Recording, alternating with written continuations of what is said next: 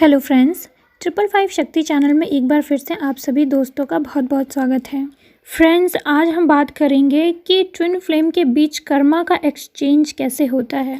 आपको ये तो पता होगा कि डिवाइन फेमिनाइन, डिवाइन मैस्कुलाइन दोनों एक ही सोल होते हैं, और जब दोनों धरती पे आने के लिए सोल कॉन्ट्रैक्ट साइन करते हैं या ऊपर डिसाइड करते हैं कि हमको कैसे धरती पे जाना है, कैसे कर्मा क्लियर करना है और कैसे स्पिरिचुअल लाइफ जीनी है, कैसे अवेकन होना है, बहुत सारी चीज़ें वो डिसाइड जब करते हैं तो वहाँ पे अपनी अपनी एबिलिटी के अनुसार वो लोग एक दूसरे का कर्मा भी एक्सचेंज करते हैं।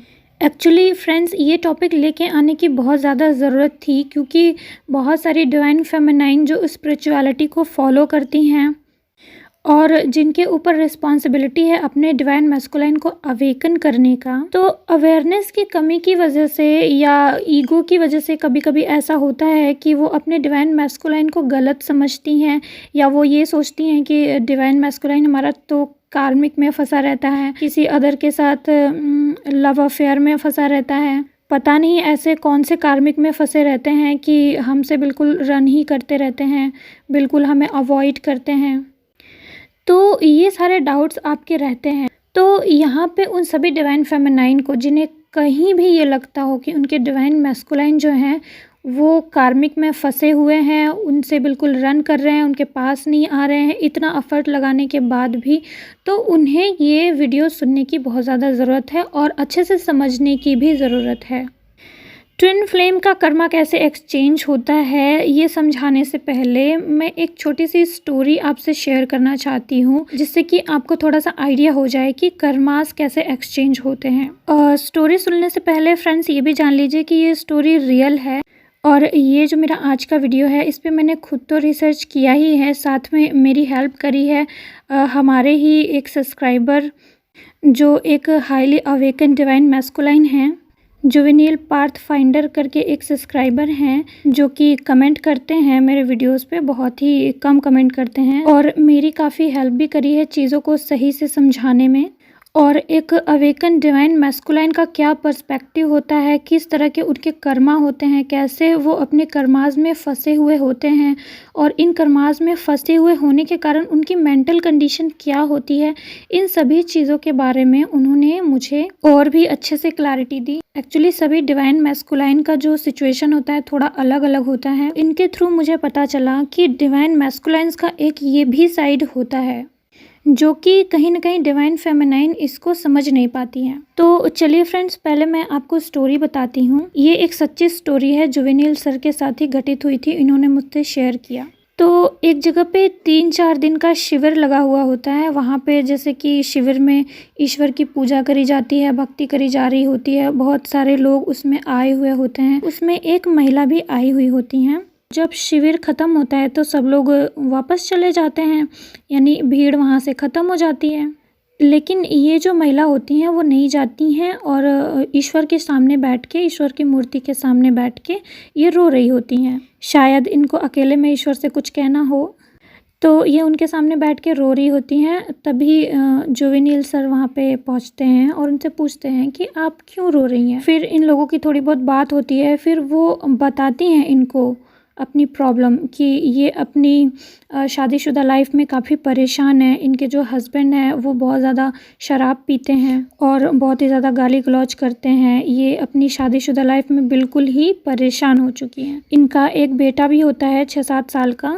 तो वो महिला इनको बताती हैं कि मैं अपने हस्बैंड को बहुत ही बुरा समझती थी, शराबी समझती थी, मैं उसकी वजह से बहुत दुखी थी, और एक्चुअली इसी वजह से मैं इस शिविर में आई थी। और ईश्वर ने उन्हें जो चीज़ दिखा दी, जो चीज़ बताई, उससे वो बहुत हैरान हैं। गॉड ने उस महिला को सपने में उसका पास्ट लाइफ दिखाया और ईश्वर के मार्गदर्शन के थ्रू उसको पता चला कि पास्ट लाइफ में उसके जो हस्बैंड थे वो बहुत ही अच्छे और प्योर इंसान थे, लेकिन जो उनका बेटा था वो बहुत ही शराबी निकल गया था। आगे चल के वो भटक गया था पूरी तरीके से, और इसीलिए जब इनको इस लाइफ में जन्म लेना था तो उनके जो हस्बैंड थे उन्होंने अपने बेटे का कर्मा अपने ऊपर ले लिया, क्योंकि वो अपने बेटे को बहुत ज़्यादा लव करते थे। और उसने बताया कि इसी वजह से जो मेरे हस्बैंड हैं वो बहुत ज़्यादा शराब पी रहे हैं। उन महिला को सपने के थ्रू जब वो शिविर में सो रही थी तब ये सारा दृश्य उनको दिखाया गया था, और इसी वजह से वो बहुत ज़्यादा रो रही थी कि मैं तो उसको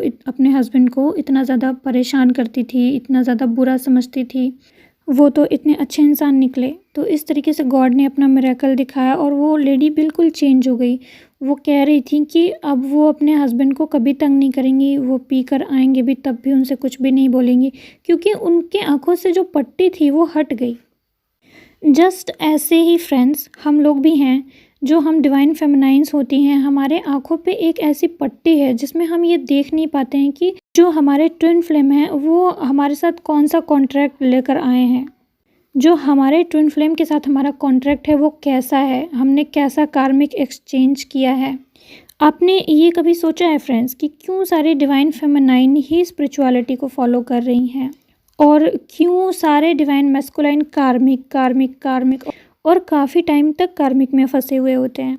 क्या इसका रीज़न सिर्फ यही हो सकता है कि फेमिनाइन जो होती हैं वो उनके अंदर बहुत सहन शक्ति होती है, वो बहुत इमोशनल होती हैं, उनके अंदर बहुत प्यार होता है?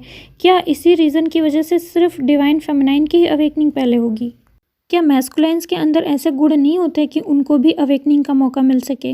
डेफिनेटली होते हैं, बहुत सारे डिवाइन मैस्कुलाइन्स देख लीजिए। अगर आप अपने आसपास नज़र दौड़ा के देखेंगे तो आपको दुनिया में, पूरी दुनिया में बहुत सारे ऐसे मैस्कुलाइन्स दिखेंगे जो स्पिरिचुअलिटी को फॉलो कर रहे हैं, साधु बन रहे हैं, बाबा बन रहे हैं। और यूट्यूब पे भी देख लीजिए कितने सारे स्पिरिचुअल चैनल जो हैं, ट्विन फ्लेम चैनल नहीं, स्पिरिचुअल चैनल। तो ऐसा नहीं है कि मैस्कुलिन के अंदर ये एबिलिटी नहीं है कि वो उनकी स्पिरिचुअल अवेकनिंग हो।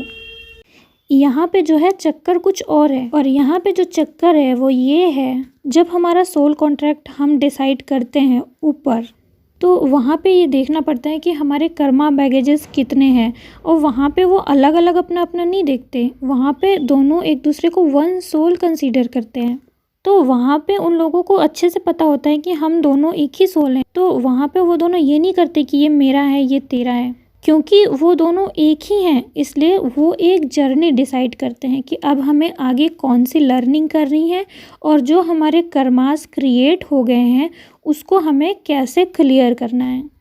तो वहाँ पे उनके जितने कर्मास होते हैं दोनों का मिला के, उसके हिसाब से वो लोग अपनी एक जर्नी सेट करते हैं, और वहीं पे वो लोग डिसाइड करते हैं कि किसको स्पिरिचुअलिटी की तरफ जाना है और किसको सारे कर्मास का लोड उठाना है। अब यहाँ पे आप ये ध्यान दीजिए कि जिसको स्पिरिचुअलिटी में आना है उसके पास कर्मास कम होने चाहिए, जिसको चेस करना है, जिसको स्पिरिचुअलिटी को फॉलो करना है उसके पास भी कर्मा होते हैं, लेकिन वो उस तरीके के कर्मास होते हैं, थोड़ा नॉर्मल कर्मास होते हैं, ताकि वो अपने स्पिरिचुअलिटी वाले पथ को फॉलो कर पाए, उसको ज़्यादा ट्रिगर या परेशानी ना मिले। और जो दूसरा पर्सन होता है उसके ऊपर सारे कर्मास को क्लियर करने का लोड आ जाता है, और फिर इस जर्नी में जो स्पिरिचुअल पर्सन है उसके ऊपर ये जिम्मेदारी आ जाती है कि वो स्पिरिचुअलिटी को फॉलो करे, साधनाएं करे और हीलिंग प्रोवाइड करे अपने सेकंड पार्टनर को, जो कि कर्मास को क्लियर कर रहा है। क्योंकि जो कर्मास को क्लियर कर रहा है, जो कार्मिक अकाउंट्स के अंदर फंसा हुआ है, उसको बहुत ज़्यादा पेन फील होता है। जो स्पिरिचुअल पर्सन है, मान लीजिए वो स्पिरिचुअलिटी को जब फॉलो करता है, मेडिटेशन वगैरह करता है, तो उसका जो पेन होता है वो कम हो जाता है।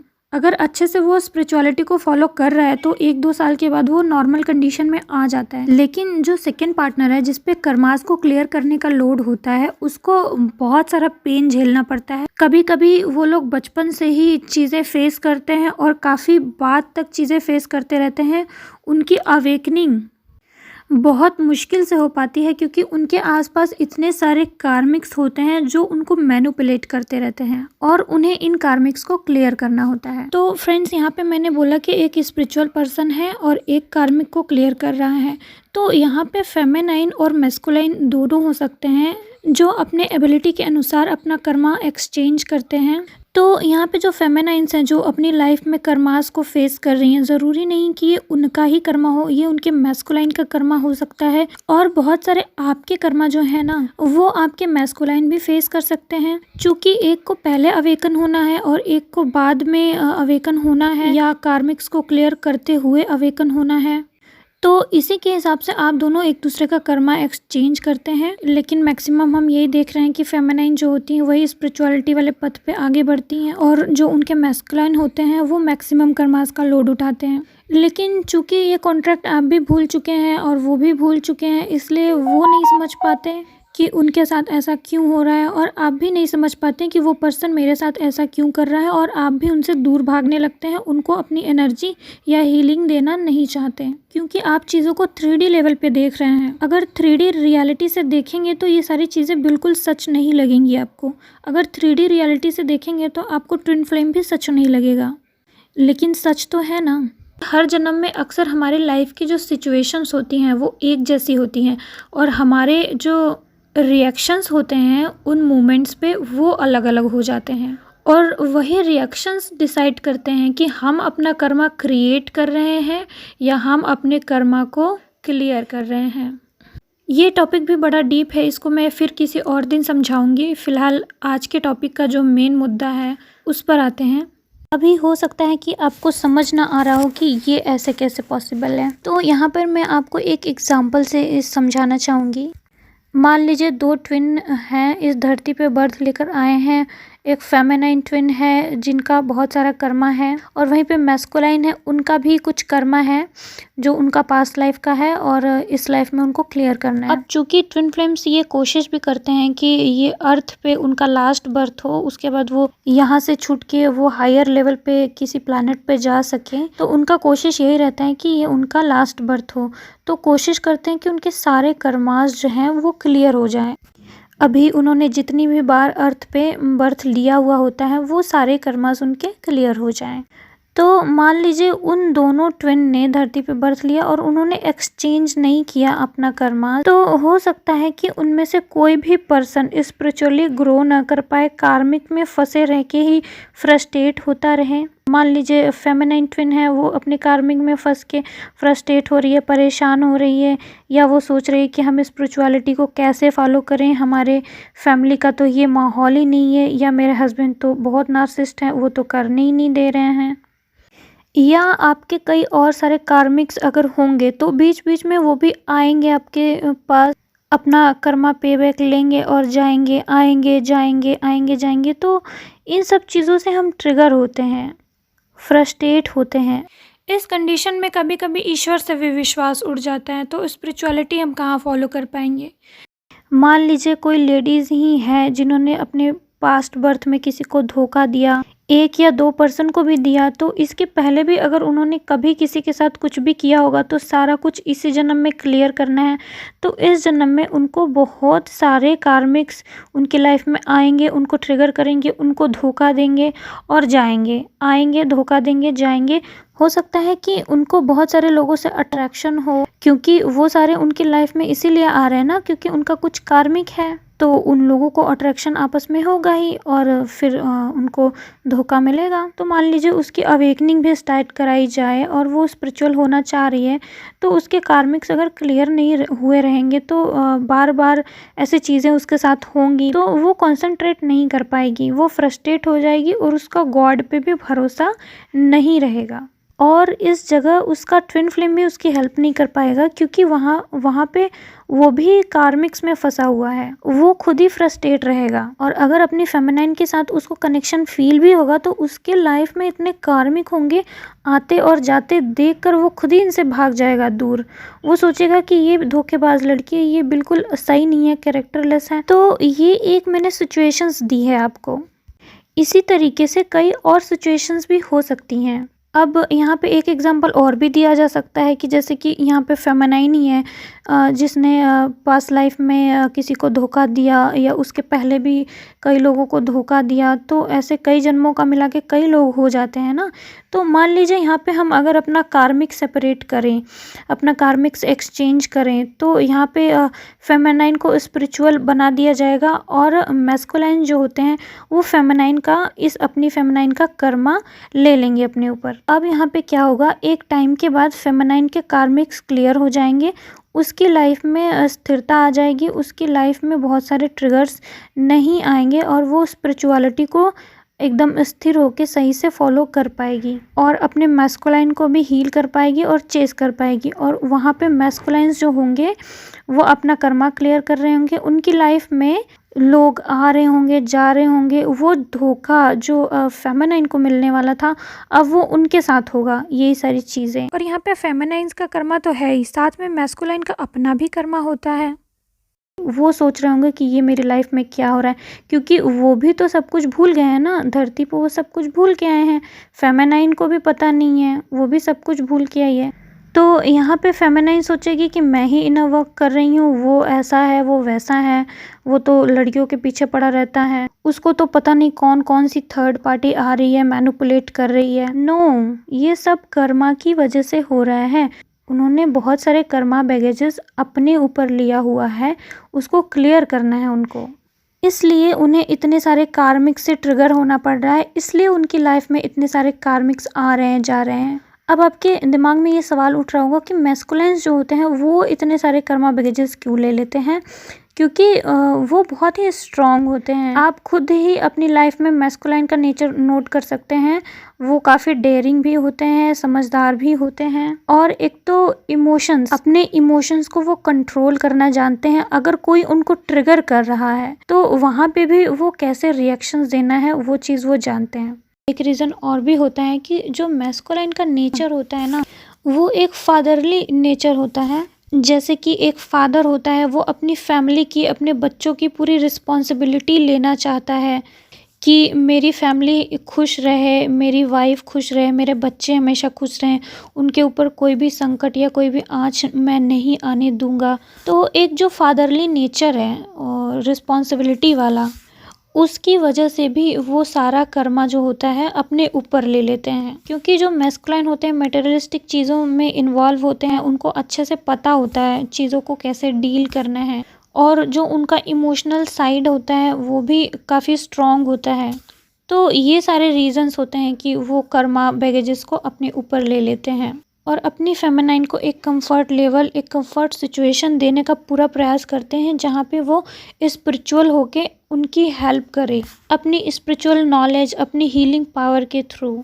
तो फ्रेंड्स, जो फेमिनाइन हमेशा सोचती रहती है ना कि मैस्कुलाइन तो इतने बिगड़े हुए हैं, बिल्कुल कार्मिक में फंसे रहते हैं, पता नहीं उनकी कितनी गर्लफ्रेंड्स हुआ करती हैं, ये सब ट्रू नहीं है फ्रेंड्स। 3D में जो आप देख रहे हो ये रियलिटी नहीं है फ्रेंड्स। इस ट्विन फ्लेम जर्नी में बहुत सारी चीज़ें हैं जो हमें पता नहीं है एक्चुअली में। जिस तरीके से आपके कुछ कर्मास के रिस्पॉन्सिबिलिटी आपके मैस्कुलाइन ने ली है, इसी तरीके से उनको हीलिंग देने की रिस्पॉन्सिबिलिटी, उनको एनर्जी देने की रिस्पॉन्सिबिलिटी, अपनी स्पिरिचुअल पावर से, अपने अच्छे कर्मों से उनके कर्मास को क्लियर करने में हेल्प करने की रिस्पॉन्सिबिलिटी जो है वो आपको निभानी है। ऐसे बहुत सारे क्वेश्चंस हैं, ऐसे बहुत सारे चीज़ें हैं जो हमें इस ट्विन फ्लेम जर्नी में नहीं पता है। आखिर क्यों कहा जाता है कि इनर वर्क कीजिए, खुद को जानिए, इस ट्विन फ्लेम जर्नी को जानिए, ईश्वर को जानिए, क्यों कहा जाता है? आप जब इन चीज़ों को जानेंगे ना तब एक्चुअली में आपको सच्चाई पता लगेगी।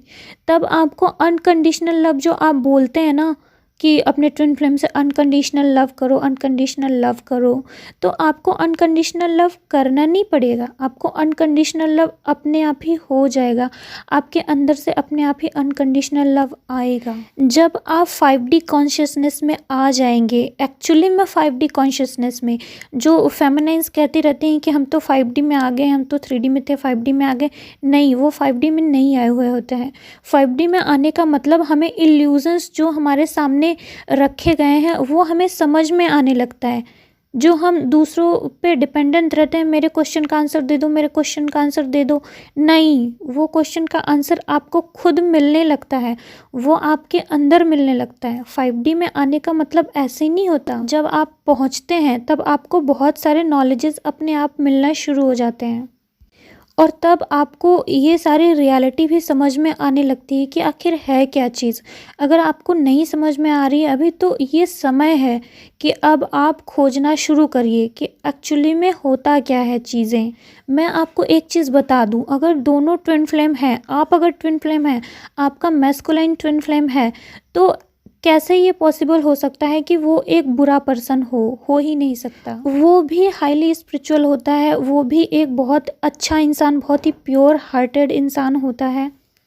लेकिन सोल कॉन्ट्रैक्ट में जो डिसाइड हुआ है कि उनको अपना कर्मा क्लियर करना है और आपको स्पिरिचुअल होकर उनकी हेल्प करनी है, उनकी हीलिंग करनी है, अपने स्पिरिचुअल पावर से उनको अपनी तरफ अट्रैक्ट करना है, खींचना है, जिससे कि जैसे ही उनका कर्मा क्लियर हो वो आपसे कनेक्ट हो पाए, आपके पास वापस आ पाए। तो ट्विन फ्लेम जर्नी बहुत टाइप की होती है, बहुत चीज़ें होती हैं इसमें, लेकिन आपकी कैसी जर्नी है या आपका क्या मतलब कॉन्ट्रैक्ट है, आप किस वजह से धरती पे आए हैं, आपका कौन कौन सा कर्मा है, ये सारी चीज़ें खोजबीन आपको खुद करनी होगी। और ये चीज़ एकाएक तो हो नहीं जाएगी, मैं आज बता दी और सब कुछ हो जाएगा, नहीं। और हाँ फ्रेंड्स, यहाँ पे मैं आपको एक चीज़ और गाइड करना चाहती हूँ कि इतना सारा जो कर्मा होता है उनके ऊपर, कि जो डिवाइन फेमिनाइन कहती हैं कि वो वापस नहीं आ रहे हैं, हमको 3 साल हो गया, 4 साल हो गया, वो अभी तक हमको भाव नहीं दे रहे हैं या हमसे कांटेक्ट नहीं कर रहे हैं, या फिर अगर प्यार करते भी हैं तो फिर जाहिर नहीं कर रहे हैं, जाहिर भी करते हैं तो फिर से वापस रन कर जाते हैं, फिर से भाग जाते हैं। वो इसीलिए भागते हैं क्योंकि उनको अपना कार्मिक क्लियर करना है, वो कार्मिक उनको अपनी तरफ खींच लेता है। उनको ऐसा नहीं है कि आपसे लव नहीं है, आपसे भी लव है। और इसी बीच अगर उनको पता भी चल गया कि वो ट्विन फ्लेम जर्नी में है, तब तो और बवाल, उनको स्पिरिचुअल भी होना है, स्पिरिचुअलिटी भी फॉलो करनी है, इनर वर्क भी करना है और कर्मा भी क्लियर करना है और आपसे दूर भी रहना है, क्योंकि यूनिवर्स ही दूर कर देते हैं। क्योंकि वो कार्मिक्स के साथ हैं तो वो एक ऐसी सिचुएशन में फंस जाते हैं कि उनको समझ में नहीं आता कि अपना धर्म निभाएं या फिर अपने प्यार के पास जाएं। तो यहाँ पे एक चीज़ बहुत ही इम्पोर्टेंट मैं आपको ये बताना चाहती हूँ कि कभी कभी जो डीएम्स होते हैं उनको इतने सारे कार्मिक फेस करने पड़ते हैं, यानी इन कार्मिक्स में फंस कर, इन कार्मिक से लड़ते लड़ते वो इतना ज़्यादा अपने आप को, अपने इनर सेल्फ को खो देते हैं या चीज़ों से डर जाते हैं, जो कुछ भी है वो अपने आप को एक ऐसे दायरे में बांध लेते हैं, यानी जिसे कहते हैं ना कि अपनी ही सोच का एक दायरा बना लेना, अपनी ही सोच का एक कवच बना लेना, कि फिर जिसमें वो चाहते हैं कि कोई भी अब इंटर ना करे। उसके बाद वो किसी पे बिलीव ही नहीं कर पाते, किसी को इंटर करने देना ही नहीं चाहते, चाहे वो कितना भी अच्छा हो। और जब वो अपने आसपास एक ऐसा दायरा बना लेते हैं तो उस वक्त वो अपनी फैमिली से भी दूर हो जाते हैं, अपने कार्मिक से भी दूर हो जाते हैं और अपनी डीएफ से भी दूर हो जाते हैं। वो अपनी लाइफ में किसी को नहीं चाहते, मीन्स भले ही डीएफ को वो प्यार करते हैं लेकिन वो चाहते नहीं कि वो उसको चेज करे या उसके पास भी आए, क्योंकि उनको बिलीव नहीं रहता उसके ऊपर। उनको तब भी यही लगता है कि अगर मैं इसको प्यार करूँगा तो कहीं ऐसा ना हो कि मेरा दिल फिर से टूट जाए। तो वो अपने आप को एक अकेलेपन में, एक दायरे में ऐसे बांध के रखते हैं कि वो किसी को अपने अंदर एंट्री नहीं देते। ये चीज़ जो मैं बता रही हूँ वो सभी मैस्कुलाइंस के ऊपर लागू नहीं हो सकता, क्योंकि सभी की सिचुएशंस अलग अलग होती है। मैं ऐसे मैस्कुलाइंस की बात कर रही हूँ जिनके ऊपर बहुत सारे कार्मिक बैगेजेस होते हैं, जिनको बहुत सारे नार्सिसिस्ट फैमिली का भी सामना करना पड़ता है। उनके लाइफ में बहुत सारे नार्सिसिस्ट कार्मिक भी होते हैं जिनको उन्हें क्लियर करना होता है। तो ऐसे मैस्कुलाइन ट्विंस जो होते हैं वो बहुत ज़्यादा वुंडेड हो जाते हैं, डिवाइन फेमिनाइन भी उनको समझ नहीं सकती, उनके पास नहीं जा सकती। तो ये जो वुंडेड मैस्कुलाइन का टॉपिक है कि उनको इस दायरे से बाहर कैसे निकालना है, वो मैं किसी अदर वीडियो में शेयर करूँगी। अभी यहाँ पे वीडियो लंबी हो जाएगी और मैं अच्छे से समझा भी नहीं पाऊँगी, आप समझ नहीं पाएंगे। हमें उससे अनकंडीशनल लव करना है। जब भी हमको ऐसा लगे कि वो बहुत परेशान है, उसको ज़रूरत है मेरी, तो हमें उससे बात करनी चाहिए। हमें ये नहीं सोचना चाहिए कि हम उसको एनर्जी दे देंगे और वो हमारी एनर्जी लेके भग जाएगा। ऐसे तो आप अनकंडीशनल लव के एग्ज़ाम में ही फेल हो गए हैं, तो रीयूनियन तो वैसे भी डिले हो गया। अनकंडीशनल लव भी एक हाई वाइब्रेशन एनर्जी है जो बहुत ऊपर जाने के बाद हमको करना आता है। अनकंडीशनल लव बहुत ऊपर हाई वाइब्रेशन में जाने के बाद हम सीखते हैं। आप एक एक्सपेरिमेंट भी कर सकते हैं कि अनकंडीशनल लव कैसा होता है। अपने डिवाइन मैस्कुलाइन का फ़ोटो उठाइए, उसको देखिए और सिर्फ ऐसा सोचिए कि हाय मेरे डिवाइन मैस्कुलाइन मेरा भी कर्मा भुगत रहे हैं। सिर्फ ऐसा सोच के उनको देखिए, आपको तुरंत अनकंडीशनल लव फील होगा उनसे। आपको लगेगा कि मैं तुमको कभी परेशान नहीं करूँगी, तुम जो कर रहे हो वो करो, तुम जहाँ भी हो खुश हो। मैं बहुत सारा इनर वर्क करूँगी, बहुत सारा स्पिरिचुअल वर्क करूँगी और तुमको बहुत सारा हीलिंग दूँगी, तुम टेंशन मत लो। इस तरह के ख्याल आपके मन से निकलेंगे। इसे कहते हैं अनकंडीशनल लव, जो एक्चुअली में अनकंडीशनल लव है।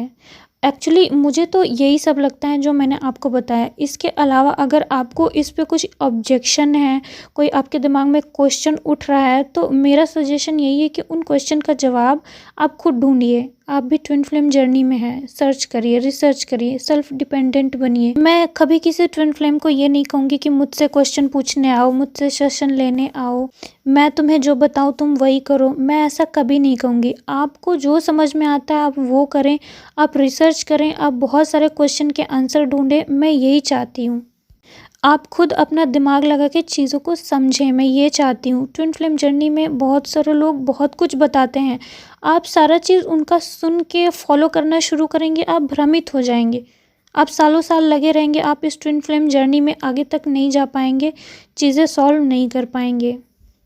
बहुत ही जल्दी आप अपने ट्विन से रियूनाइट हो सकते हैं, अनकंडीशनल लव तक पहुंच सकते हैं, चीज़ें सॉल्व कर सकते हैं।